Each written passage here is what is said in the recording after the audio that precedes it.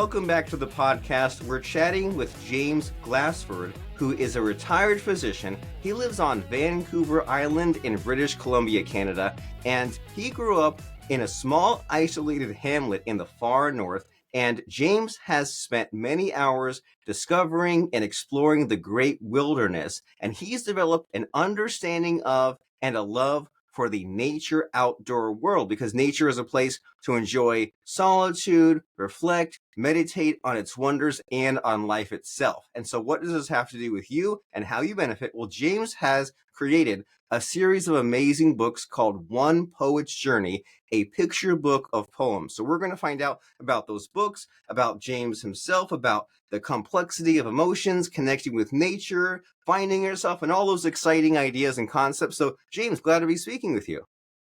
Good to talk to you. Yeah, so we kind of introduced you a little bit with your bio, mentioning your books, but what did I leave out here? What are you all about? What has you passionate and excited these days? Want to bring awareness of the opportunities that present people in the outdoors, which is a way of not only enjoying nature, but helping with people that are stressed out and trying to find themselves.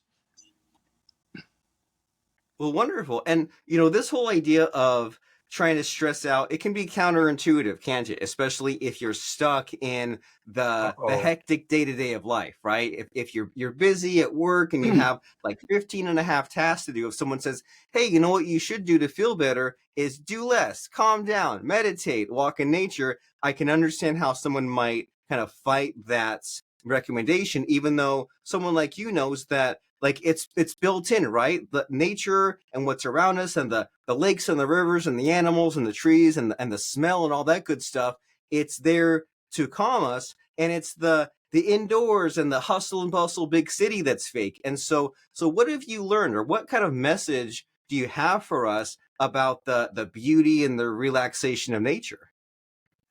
Well, I think nature has a tendency to just let you unburden yourself and bring in the outdoors and helps melt away all the stressors that are affecting you at any given point in time. Well, great. Well, melt away the stressors. And then, so as far as what you do, like these outdoor activities, like what do you like to do? Are you a kayaker? Are you a climber, hiker? What are your activities? I'm primarily, I would say, a hiker, although and a biker. I like to take my e-bike and go through the wilderness, and I also have spent a lot of time in the national parks and just wandering for miles and miles, enjoying the great outdoors. Wonderful. And so you've done all this great outdoors, the e-bike, the hiking, the calmness, the quietness, and then that has led to you to be inspired to write this book of poetry, which I also understand it as a picture book. So what led you to expressing yourself in this way? Why did you create this book? It's kind of a long story. I grew up in a small hamlet, as you said. When I was there for the first 10 years of my life, and I was somewhat of a savant, maybe. I was reading high school level textbooks in second and third grade. For example, I remember reading Hannibal and his invasion of Rome through the Alps. Anyways, one of my teachers, Audrey McClellan, had a thing with the class. We'd get up and recite things from memory, like poetry and so on. And she had a Bristol board. For every 10 lines, you got a star. And that was a challenge, I guess, to me. I quite liked Robert Service, who wrote the Songs of a Sourdough about the Yukon. And I got up and recited some of his poems, "Creation of Sam McGee," and and uh, and so on. And eventually, that she had to put up a second piece of Bristol board because the number of lines that I was able to recite from memory it was went right off the end of this Bristol board and onto the next one. So, so that's how it started. Then, when I moved, I got into some philosophic, say, discussions with friends of mine, and I kept a little diary of phrases and poems that I liked. And that sort of when I went to university, I started writing a little bit, and then it sort of went to a quiescent period for quite a while, till a couple of years ago. And then a friend of mine, actually a classmate, contacted me, and we got somehow or other got into business about writing poetry, and he wanted me to write some poems. And he was had an interest in the Far East where he had traveled, and some of the Eastern languages and religions. And so I started writing, and he said, "Hey, this is, I'm really enjoying this. It's helping me out.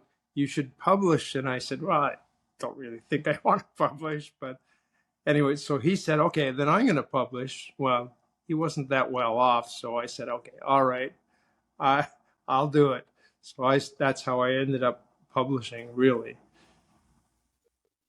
So the poems themselves are sort of two phases. The earlier ones are sort of some of my adolescent things, and then I got more into the nature and philosophies of the Eastern philosophies, particularly the idea of meditating and helping bring nature into your clearing your mind and letting nature in.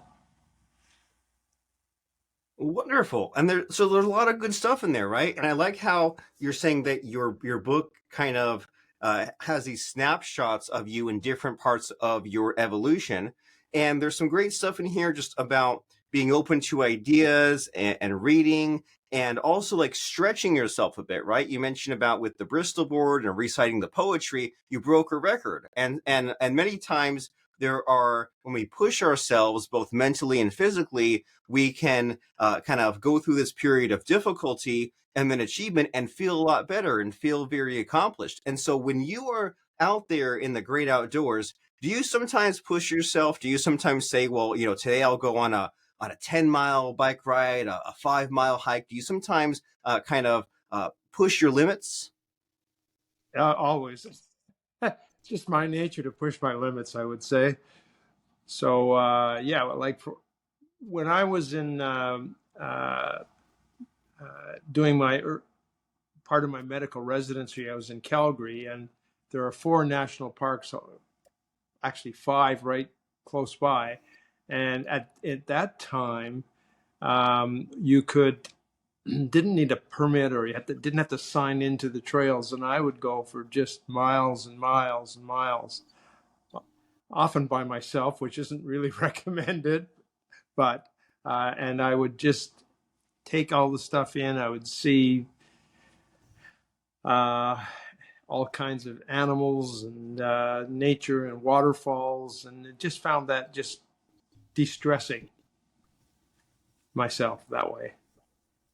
It sounds like a wonderful lifestyle, and I can imagine that someone might come up with excuses for not doing this, right? Like you think about like Steve Jobs, they bought him out of Apple, and then he went to India and found himself, and he said when he came back to America, then that's when he realized like something was off about America, not the rest of the world. But that's easy enough for someone like Steve Jobs to like get a big payday and go on vacation. But if someone says, well, I'd love to go and hang out in the great outdoors for a while, but I still need to earn a living. I still need to make money. So what would you say to someone who says, I'd love to pursue this lifestyle, but I need to earn money still?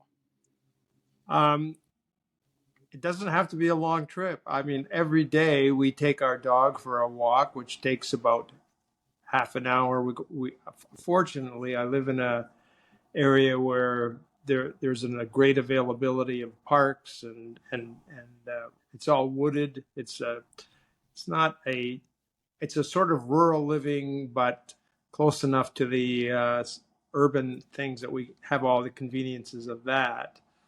But it doesn't have to be a 5 or 10 hour trip. You can go out for 5 minutes. You can sit in your garden and take in the flowers and the butterflies and the birds songs and all that kind of stuff. And you don't it doesn't take a lot of time. It's you can easily work it into any workday.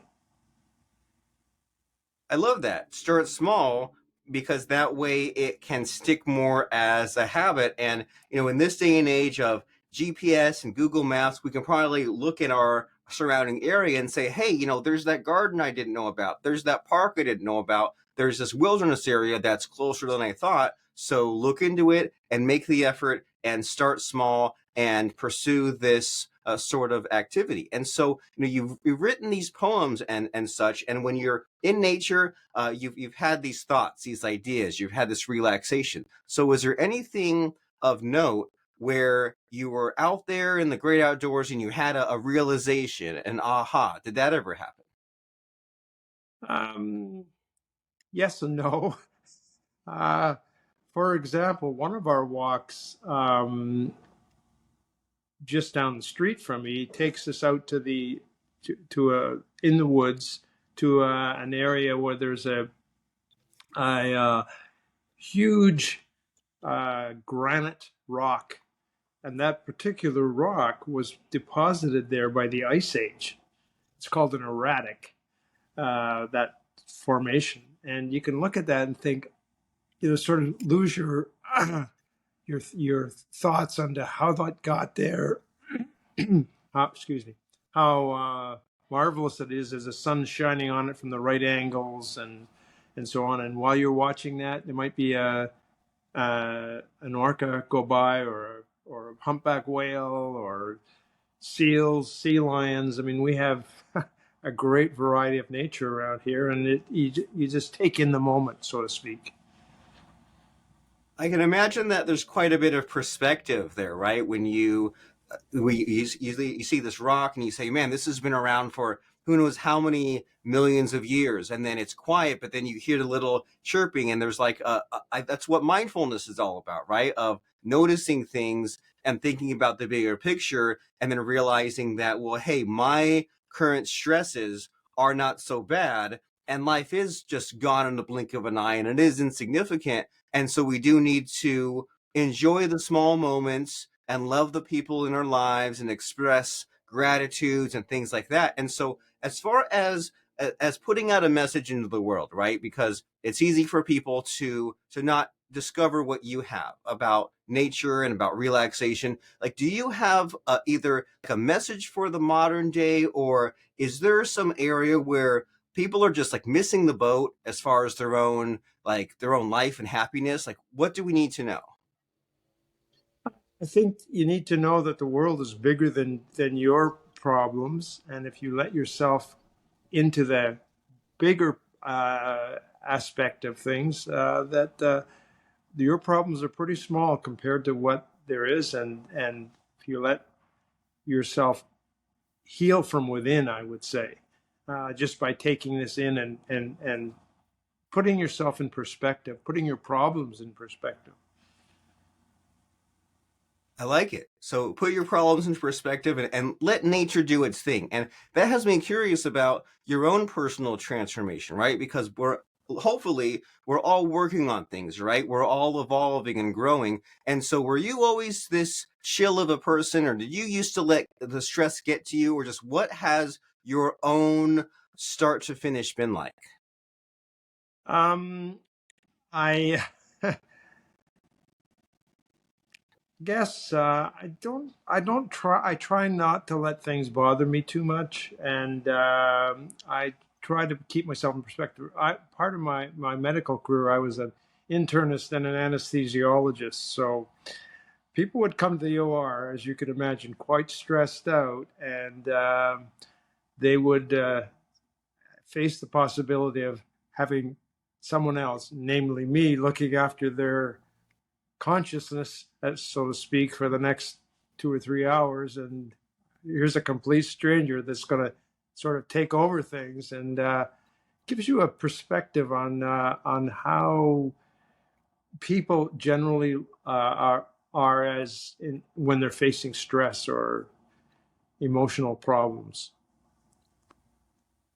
And so, with everything that you've experienced and you've seen, would you say, is there like either like a number one piece of advice, or is there something that you wish you'd known 10, 20 years ago? Uh, um, I would just say, uh, don't try and internalize all your problems. That there's a bigger world out there, that you're part of it, and you should take it in and put a perspective on where you are in things, and realize that your problems are small compared to what other people are, and that if you let uh, relax and let nature help heal you if you're feeling stressed and out of sorts. I love it. And it seems like a recurring theme in our conversation is this term perspective. And I think that we could all use the perspective, especially when life seems so overwhelming. And so you have this amazing book of poetry, or several amazing books of poetry, right? I see there's volume two. Like, how many volumes are there? There's two volumes, volume one and volume two. Okay, and it looks like they are on Kindle, paperback, and hardcover. And with everything that you've accomplished, especially internally, what's next for you? Like, what's the next project or goal you're after? Well, I'm getting older, so one of the things I did recently was I purchased a farm for my niece. Kids starting out can't afford. There's no way they could ever afford several $1 million for a farm. So I laid out the money for them, and I go up there and help them. It's an organic farm, so I've helped them with little repairs and things that go on like that. So that's my current project right now. It sounds like a lot of fun and a lot of rewarding work. Like, I don't know much about farming, but you hear that there's always waking up early and things. Oh, there's always problems, right? There's always things breaking down, or things that need to be gotten to in a timely fashion. So many times it's easy for us to think, hey, I wish life was so easy. I wish things were handed to me. But it seems like there's a lot more fun in going out there and getting it, whether that means buying the farm for the niece and fixing that up, or going out there in nature and finding ourselves. And so you've learned all these things, you've written all this poetry. Would you say, like, in all your readings and your writing, is there like a favorite quote or lesson that you've come across in all your travels? Well, yes, my favorite quote is actually on in the book. Is a quote from Lord Byron, which is, "There is a pleasure in the pathless woods, there is a rapture in the lonely shore. There is a society where none intrudes by the deep sea, and music in its roar. I love not man the less, but nature more." And what does that mean exactly? Um, it's basically what I'm saying in the book, which is that nature has so much to offer that you should take it in, and ignore the stressors that sort of put on you by yourself or fellow men, and live your life accordingly.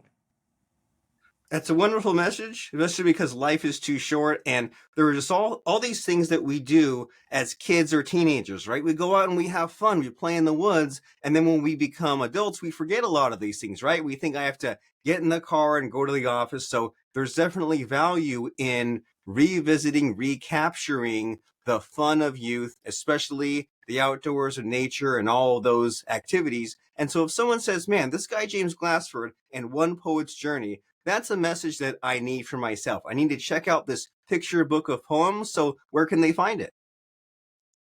Well, I hope they do that. They can find it on Amazon is probably the best source.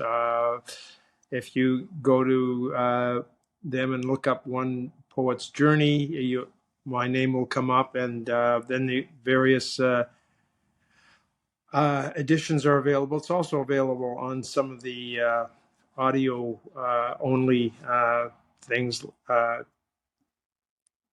that are available. Very cool. So go to Amazon, type in ONE, that's One Poet's Journey, and you'll find One Poet's Journey, a picture book of poems written by Mr. James C. Glassford. That's Glassford.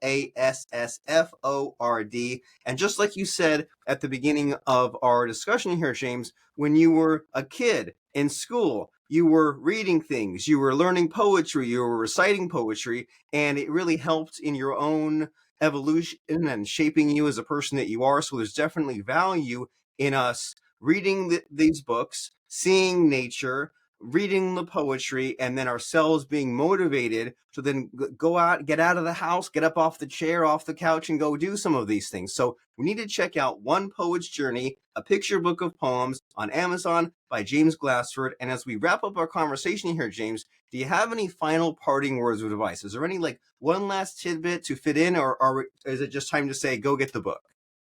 I think if you get the book, you'll get the message more clearly than I can elucidate in a brief conversation here. And basically go out and enjoy yourself. Life is a gift to be used every day, and if you use it properly, it will reward you. 100%. So a picture is worth 1,000 words. So go get that picture book. And we all have that same 86,400 seconds every day. And it's up to you to make the most of it or to squander it. And I think the choice is pretty clear. Go out there and enjoy nature. And thank you very much, Mr. James Glassford, author of One Poet's Journey, for showing up, blowing our minds, giving us some helpful life lessons. I really appreciate it. Thank you very much. Have a good day.